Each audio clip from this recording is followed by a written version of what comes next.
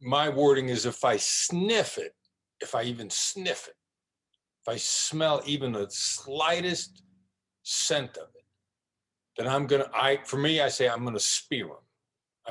I'm gonna go straight in, I'm gonna spear it. When I was on a suicide hotline, we're taught to say, you seem, you sound, you look. It seems, it sounds, it looks.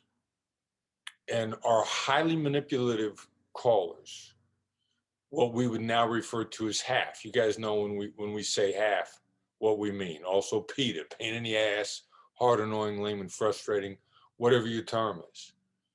You know, the half people.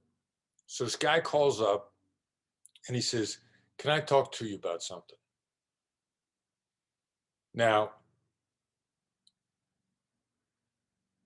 is your radar going off right now on that statement? And what word might be setting your radar off? Anybody? Oh, is there a word that the word something? I heard what he really meant was anything. That isn't the one that I picked up on at the time, but that's a good one. You know, have they got carte blanche to talk about whatever they want? Good point. In any other word that might jump out of you? I think maybe can. I mean, that's the point. He called. He knows you're going to talk to him. He doesn't have to ask permission. It's a yes-oriented question, which is almost always a trap. That's another thing that you're picking up on, which is not the word that jumped out at me, but I like that you picked up on that one. 2. Can you repeat the phrase again, please?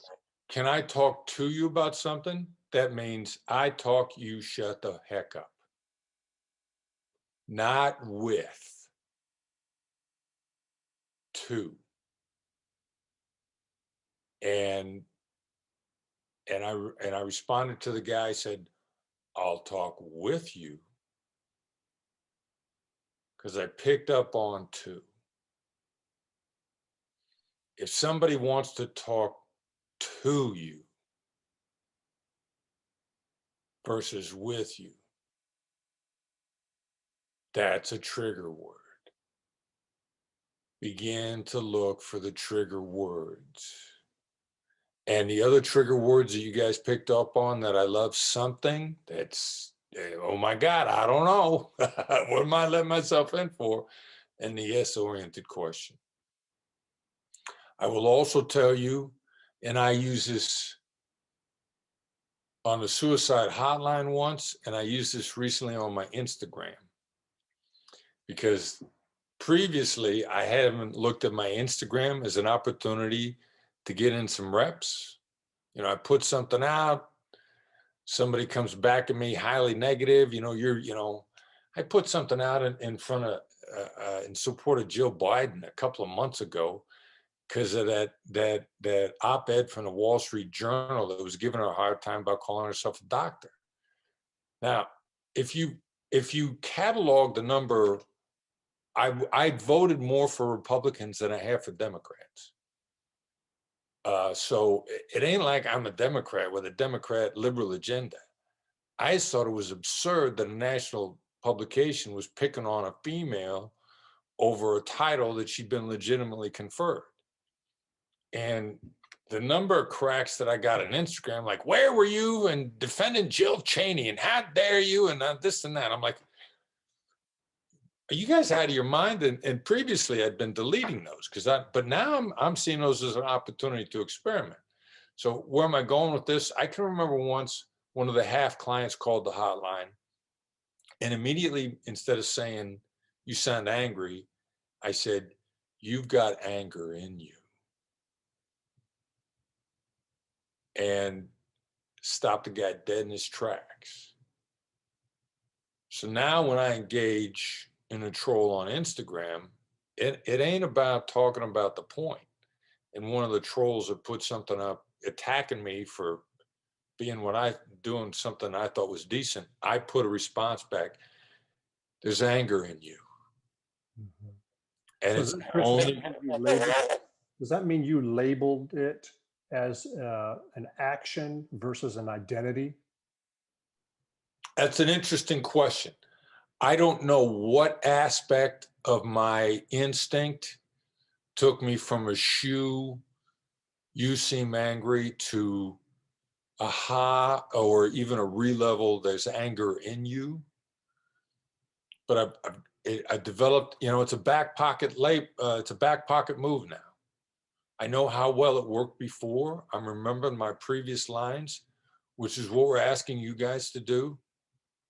We're asking you guys to take your labels, start taking them up to the next level, try them in slightly different formats, which we have shared with you, and begin to make them your own in the low stakes negotiations so that you can trot them out in the high stakes negotiations. And this is the first time that I responded to a troll on social media that didn't trigger an ongoing argument. I responded to this guy, there's anger in you, and not another word from him. And then a whole bunch of other people that are fans jumped in and were like, "Do you see what Chris just did? You hear Chris use that active listening stuff on him."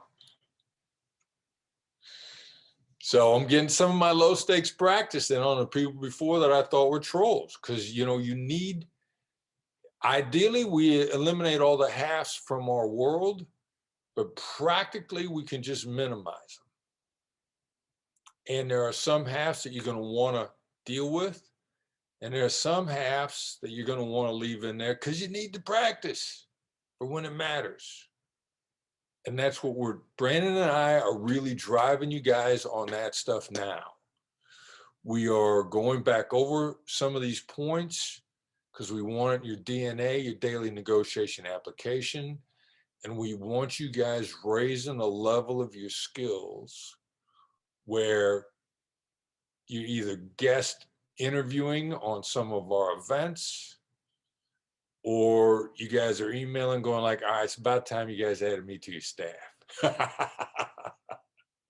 We want some impressive stuff from you guys, and that's why we're really spending much more time on taking these skills to the next level and what some of that looks like, and giving you some of the scripting for it. I think the other thing about that example that you gave with the social media thing is I think it's a prime example of circumstance drives strategy.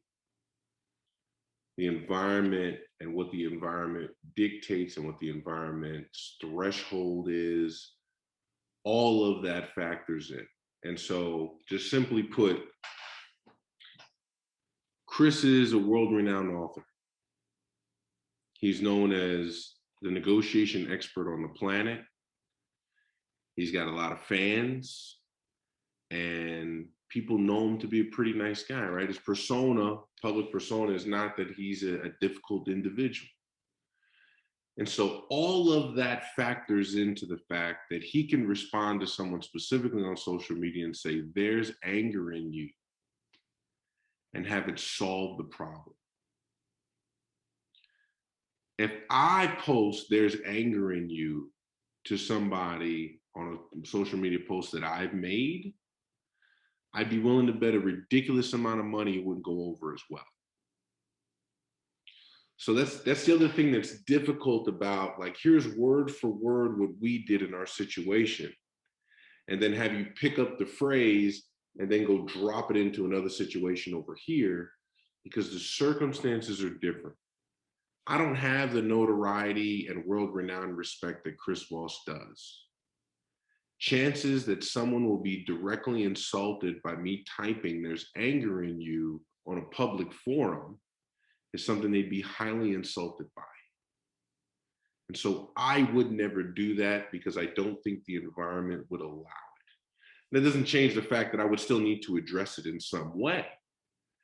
And I'd probably have a lead up, like, clearly you've thought a lot about this. I'd want to identify the motivation behind why we got this beef anyway first, and then follow it up with some sort of no-oriented or thought-shaping question. I like those a lot. And I think that'll smooth it over, because at the same time, I'm allowing this person to save face in the environment. based on who Chris is, he doesn't have to go through that process of having them say face. Because you also know he's trying to help, right? There's an automatic, he's trying to be helpful. You know he's not trying to be a jerk. He's a content expert. That doesn't translate to me in every given situation. So again, it depends. However, the learning point behind this of stopping the bull in its tracks based on proper identification of a dynamic still holds true. Now, the words that you use or the skill that you use to address it, again, is dictated by the situation. Start going with your gut. You guys have got the basic outlines for tactical empathy in a real shoe level format. And when your gut instinct starts sniffing something, think about how you want to go after it and learn from the situation. And there ain't no better place to learn than with the halves. Because the other thing that we have found since we've been actively implementing the philosophy of walking away from halves and sticking from elves in our company, a director of operations, Davey, pointed out to me the other day that the elves are repeat customers and the halves are not. So not only the halves going to torture you and torment you, after having tortured you, they're not going to come back for more business. So these are great people to experiment with, whether they're trolls in social media, whether they're halves in your life. Again, experiment with them in a way that's designed to create a better relationship. You're not looking to punish them. Your approach is to create a better relationship. And that gives you a lot of latitude also. It also impacts your choice of words. It impacts your tone of voice. Your inner voice betrays your outer voice. If your inner voice is, I want a better relationship with you, then it's going to inform your choice of phraseology. And it's going to be that much sharper because that's one of your guidelines, creating a better relationship. All right.